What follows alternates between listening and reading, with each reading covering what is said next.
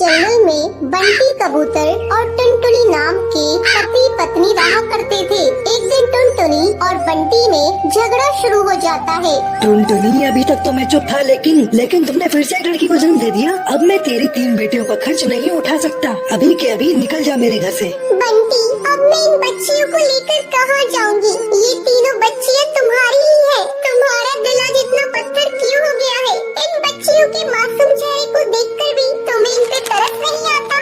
हाँ, नहीं आता। तू अभी के अभी इन्हें लेकर निकल जा। नहीं देखनी मुझे तुम्हारी और तुम्हारी बेटियों की शक्ल। बंटी, आज तुम जिन बेटियों को घर से बाहर निकाल रही हो, एक दिन तुम्हें इन बेटियों पर नाज होगा। मैं इन्हें लेकर जा रही हूँ। अगर तुम्हें इतराज ना हो तो मैं तुम्हारे पास वाले पेड़ पर झोपड़ी बनाकर उसमें रहना चाहती हूँ। जा जाकर रह ले, लेकिन मुझसे कोई वास्ता मत रखना। टुनटुनी उस पेड़ पर झोपड़ी बनाकर उसमें रहने लगती है और पड़ोस के घरों में झाड़ू पोछे का काम करने लगती है। एक दिन, माँ, बहुत जोरों की भूख लग रही है, कुछ खाने को दे दो। अच्छा बेटा, तुम लोग यहाँ बैठ जाओ, मैं अभी तुम लोगों को खाना देती हूँ। टुनटुनी अपनी तीनों बेटियों को खाना खाने के लिए देती है। माँ, आप रोज रोज सूखी रोटी ही देती हो खाने को। जब हम पापा के घर थे तब हमें खिचड़ी भी मिलती थी खाने को।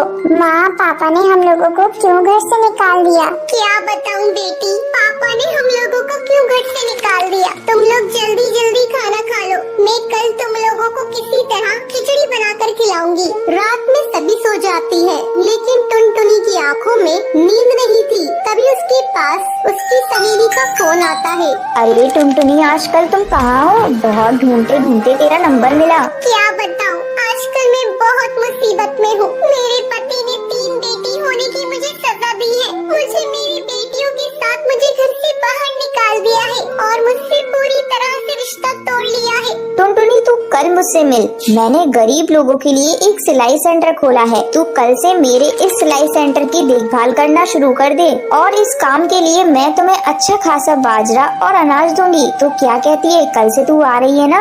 हाँ, मैं कल आ रही हूँ। तूने मेरे बुरे समय में मेरा साथ दिया है। अगले दिन से टुनटुनी सिलाई सेंटर को संभालने लगती है। कुछ ही दिनों में टुनटुनी अपनी बेटियों का एडमिशन एक अच्छे स्कूल में करा देती है।